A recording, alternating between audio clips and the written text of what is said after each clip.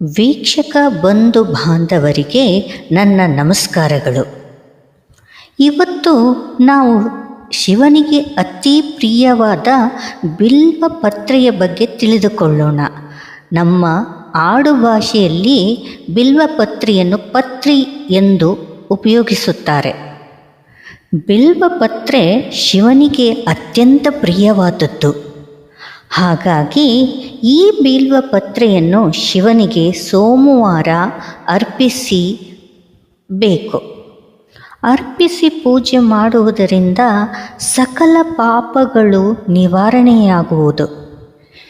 ಈ ಬಿಲ್ವ ಪತ್ರೆಯಿಂದ ಮಹಾದೇವನನ್ನು ಪೂಜಿಸುವುದರ ಮೂಲಕ ಏಕಕಾಲಕ್ಕೆ 3 ದೇವರನ್ನು ಪೂಜಿಸಿದಂತಾಗುತ್ತದೆ. ಪಾಪಗಳೆಲ್ಲೂ ನಿವಾರಣೆಯಾಗುತ್ತವೆ, ಮೋಕ್ಷ ಪ್ರಾಪ್ತಿಯಾಗುತ್ತದೆ, ಇಷ್ಟಾರ್ಥಗಳು ಈಡೇರುತ್ತವೆ. ಆದ್ದರಿಂದ ಶಿವ ದೇವನನ್ನು ಮೆಚ್ಚಿಸಲು ಶಿವಲಿಂಗದ ಮೇಲೆ ಬಿಲ್ವಪತ್ರೆಯನ್ನು ಅರ್ಪಿಸುತ್ತಾರೆ. ಶಿವನಿಗೆ ಅತ್ಯಂತ ಪ್ರಿಯವಾದ ಬಿಲ್ವಪತ್ರೆಯು 3 ಗುಣಗಳನ್ನು ಹೊಂದಿದೆ ಎಂದು ಹೇಳಲಾಗುತ್ತಿದೆ ಪುರಾಣದ ಪ್ರಕಾರ. 1 ಸತ್ವ, 2 ತಾಮಸ, 3 ರಜೋಗುಣಗಳಿಂದ ಕೂಡಿದೆ ಎಂದು.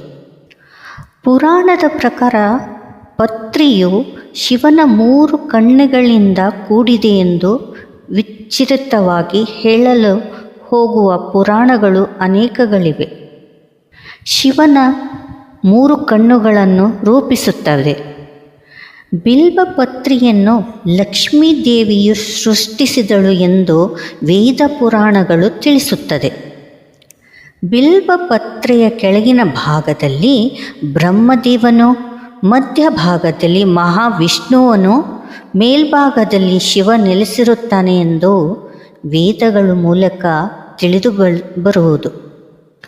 ಆದ್ದರಿಂದ ಈ ಬಿಲ್ವಪತ್ರೆಯನ್ನು ಆ ಮಹಾದೇವನಿಗೆ ಪೂಜಿಸುವ ಮೂಲಕ ಏಕಕಾಲಕ್ಕೆ 3 ದೇವರನ್ನು ಪೂಜಿಸಿದಂತಾಗುತ್ತದೆ. ಪಾಪಗಳೆಲ್ಲವೂ ನಿವಾರಣೆಯಾಗಿ ಮೋಕ್ಷ ಪ್ರಾಪ್ತಿಯಾಗುತ್ತದೆ, ಇಷ್ಟಾರ್ಥಗಳು ಈಡೇರುತ್ತವೆ.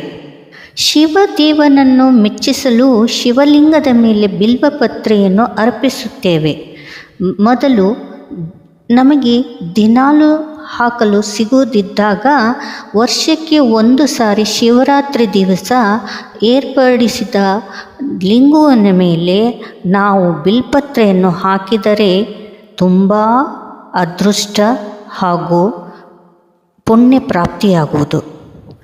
ಸಾಮಾನ್ಯ ಜನರಿಗೆ ದಿನ ಪೂಜೆಯಲ್ಲಿ ಬಿಲ್ಪತ್ರೆ ಸಿಗುವುದು ತುಂಬ ವಿರಳ. ಆದ್ದರಿಂದ ಬಿಲ್ವಪತ್ರೆಯ ಬದಲಿಗೆ ಒಂದು ಶ್ಲೋಕವಿದೆ. ಅದನ್ನು ನಾವು ಉಚ್ಚರಿಸಿ ಮಾಡಿದರೆ ಶಿವಪೂಜೆ ನಮಗೆ ಒಂದು ಬಿಲ್ವಪತ್ರೆಯ ಸಮಾನವಾಗಿ ಅದರ ಅರ್ಥವನ್ನು ನೀಡುತ್ತದೆ.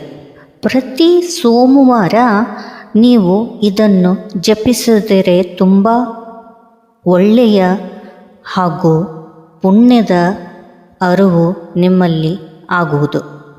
ಬಿಲ್ವಾಷ್ಟಕಂ ಸ್ತೋತ್ರಂ ಇದರಲ್ಲಿ ಹಾಕಿರುವೆನೋ, ಯಾರು ಬೇಕೋ ಅದನ್ನು ನೋಡಿಕೊಂಡು ದಿನಾಲು 1 ಟೈಮು ಹೇಳಿದರೆ ಸಾಕು, ಪುಣ್ಯ ನಿಮಗೆ ಲಭಿಸುತ್ತದೆ. ಪ್ರೀತಿಯ ವೀಕ್ಷಕರೇ, ಈ ಥರ ಅನೇಕ ಮಹತ್ವದ ವಿಷಯಗಳನ್ನು ದೇವರ ಸಂಸ್ಕೃತಿಯ ಹಾಗೂ ನಮ್ಮಲ್ಲಿ ಆಗುವ ಪೂಜೆಗಳ ಬಗ್ಗೆ, ವಿಧಿವಿಧಾನಗಳ ಬಗ್ಗೆ ತಿಳಿಸುತ್ತೇನೆ. ಫಾಲೋ ಮಾಡಿ, ಕಮೆಂಟ್ ಹಾಕಿ, ಶೇರ್ ಮಾಡಿ. ಕೇಳಿದ್ದಕ್ಕೆ ಧನ್ಯವಾದಗಳು ವೀಕ್ಷಕರೇ.